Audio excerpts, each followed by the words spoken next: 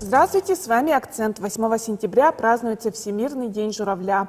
Рассказать про этих красивых птиц мы пригласили в студию Марию Владимирцеву, кандидата биологических наук, орнитолога. Мария, добрый день. Добрый день. Какая работа ведется по сохранению популяции журавлей? Территория гнездования стерха, она защищена несколькими охраняемыми территориями. Самой знаменитой охраняемой территорией и самой, наверное, такой значительной для стерха является государственный природный заповедник, государственный природный заказник, он сейчас называется Кыталык. Но его статус будет меняться, будет, можно сказать, повышаться. Эти охраняемые территории, они, конечно, призваны не допустить какой-то деятельности индустриальной, промышленной или деятельности местного населения активной, ну, там, охоты, там, появления, беспокойства птиц. Кроме того, наши перелетные птицы, все перелетные птицы, которые определены как редкие виды, да, вот, они защищаются двусторонними, иногда трехсторонними соглашениями. Ну, поскольку они перелетные, они у нас гнездятся, а в какую-то страну, ну, например, в Китай или вот в США, они летят на зимовку. И, ну, в Японию, например. И создаются двусторонние соглашения, они подписываются о том, что этот вид, значит, находится под охраной, и там он будет охраняться, и там будет вестись мониторинг состояния популяции того или иного вида. И очень большой акцент делается на экологическом просвещении среди местного населения, особенно среди молодого поколения, среди детей. Мария Всеволодовна, если говорить о мониторинге, как ученые вообще считают количество журавлей? Проще всего посчитать журавлей в том месте, где они концентрируются, в определенном месте, и это озеро Паян в случае стерха.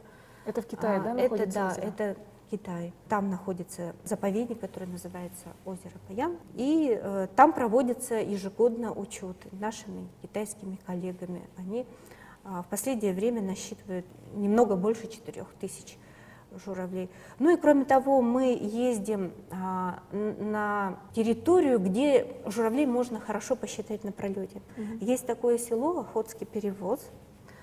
И, значит, после преодоления горных хребтов наша вот популяция стерха, ее миграционные пути складываются таким образом, что вот именно там, где находится это село, они, по-видимому, там как по типу вот бутылочного горлышка происходит сужение миграционных путей, и их там можно посчитать почти всех. И мы вот в 2017 году мы насчитали больше 4000 стерхов.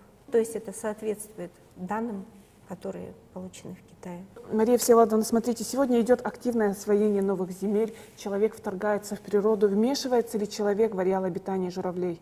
Конечно, это большая проблема, но у нас то, что касается тундровых месторождений, гнездовья стерха, там антропогенное влияние выражено в меньшей степени. В основном благодаря не сколько защищенности охраняемыми территориями, хотя, конечно, и это играет огромную роль, но просто они гнездятся в труднодоступных местах. Тоже касается черного журавля. Черный журавль тоже гнездится так же, как и серый журавль в зоне тайги. Вот эти вот виды, черный журавль, серый журавль, их гнезда сложно найти. Ученым даже сложно найти. У нас, наверное, ситуация лучше, нежели чем за границей, за счет огромных территорий. А вот в местах, где они зимуют, вот там они действительно сталкиваются с проблемами.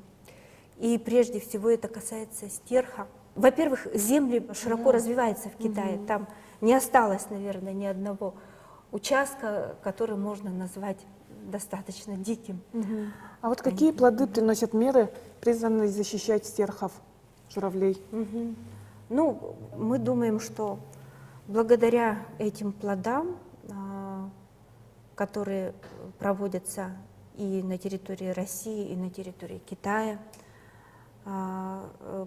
все-таки популяция стерха, она держится сейчас в стабильном состоянии и даже немного увеличивается, вот где-то вот так вот. Ну, судя по тому, что на наших модельных участках, где мы наблюдаем стерха, где мы наблюдаем определенное количество пар стерха, мы находим, что появляются новые пары.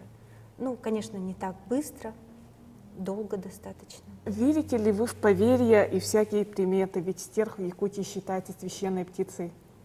Да, стерх у нас считается священной птицей, и я, например, очень благодарна этой примете. Я думаю, что она помогает сохранить этих птиц наших. Но, конечно, увидеть стерха — это всегда это такое воодушевление, особенно вот, ну и в тундре, и на территории зимовок, и на пролете в Охотском перевозе, когда вот слышишь сначала их крики, потом бешено ищешь глазами, где они могут пролететь, потом видишь их. После этого не то, что там настроение улучшается, вообще это такой подъем происходит просто вот энергетически. Просто такое счастье испытываешь, что, о, Боже мой, вот они, эти прекрасные птицы. Это всегда чудо. Мария Всеволодовна, поздравляю вас с этим замечательным праздником. Я вас тоже поздравляю с этим Спасибо вам большое за интересную беседу. Спасибо вам. С вами был «Акцент». До новых встреч.